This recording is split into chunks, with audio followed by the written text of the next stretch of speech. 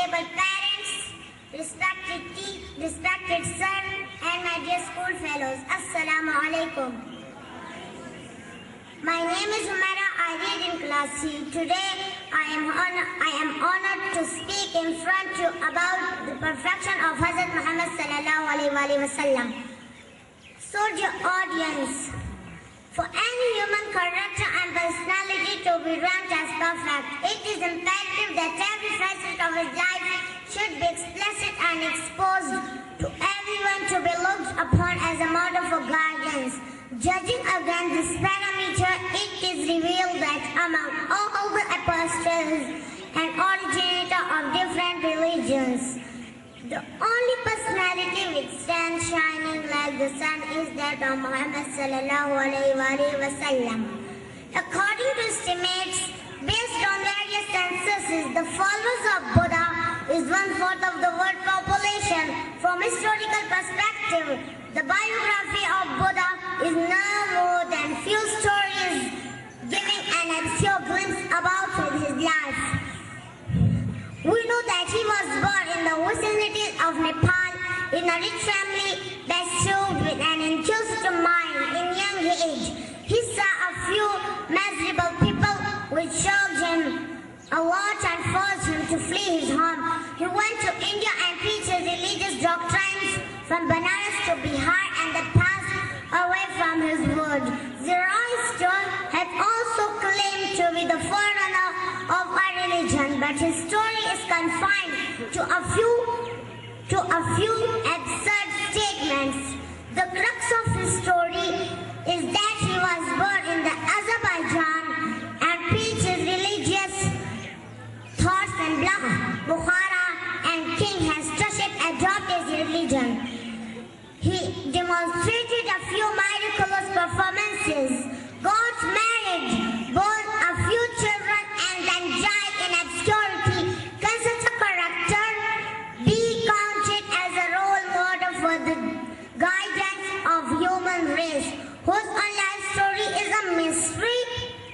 Hazrat Musa occupied a very prominent and renowned position among ancient apostles.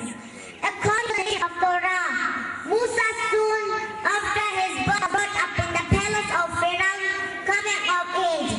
He helped the Israelites against the chieftain of Pharaoh on few occasions. Then he leaves Egypt for Midian. There he gets married and spends some years. Then he repatriates to Egypt, and all the way prophethood is blessed on him.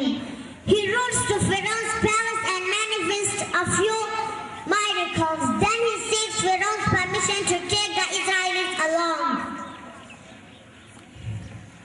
On the refusal of Pharaoh, he takes his people along, crossing the sea. Pharaoh, who Allah has encouraged, is drowned in the sea. While chasing him, Musa escapes and reaches Syria and Arabia, where he encounters the infighting group and fights against them. Then in old age he passes away on the peak of a mountain. He was the greatest apostle of Israel, but ironically whereabouts of his last job are yet to be discovered. Musa lived for 120 years, but very meager data is available to throw light on various facets of his long life.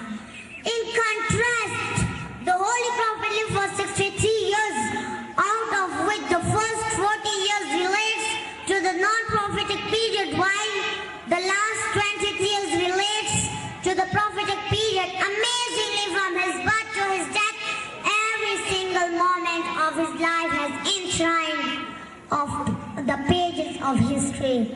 His personal life, social relations, trade and commerce, his covenant with Corinth and the Jews, wars with enemies of Islam, and rest of his life dimension are well known to the world and will remain intact like an open book for all times to come.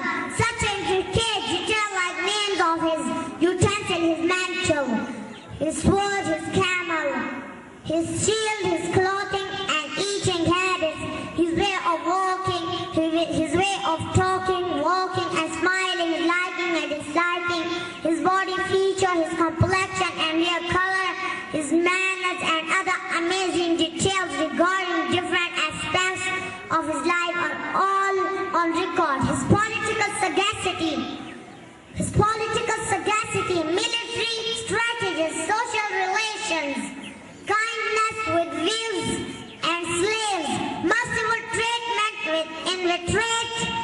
would enrage enemies, and his unrivaled personality made Muhammad universally expected perfect man and a unique prophet in human history.